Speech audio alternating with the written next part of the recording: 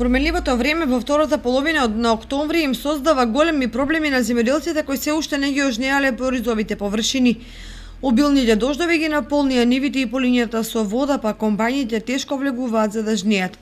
Според последните податоци за дожнејување, стојат од 15 до 20% од површините, главно во атарите на Спанчево, Соколарци и нешто малку во Кочанско. Во опрашање се така наречени длабоки ниви кои тешко се исцедуваат од водата, поради што жетвата се одвива отежнато. Поедени производители жнеат, иако ризичната се со поголема влажност од дозволената.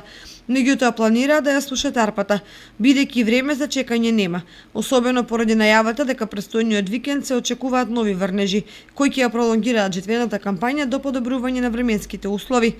Не се задоволни ниту земјоделците кои ги ожнеале сопствените површини, бидејќи се жалат на намалени приноси и квалитет. Род лепа средност, да ти кажам, нема од лани повеќе, ептен малку.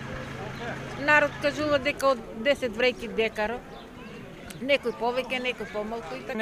Нема принос. Оваа година род нема, многу е слабо со род. Семенски материјали се никакви, какви семенски, па ние немаме семенски. Тоа е се лажи и превара тоа. Они пакуваат од нивни, од наши оризи што купуваат, препакуваат и препредаваат. Нема семенска роба, тоа е лажа и превара. Уште понезадоволни се од откупните цени кои се демотивирачки за одгледување на оваа култура.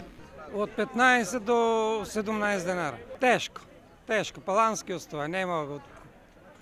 Не иде, оризо не иде, никако не иде. Тоа е уценување, практично, како да кажем, омаловажување на земјоделецот, на оризопроизводител. Оно нема род, гледате кажам, ептен е џабе ориз. Нема род, таа водна заедница, што се вика, нема сметка да оризо да го сее.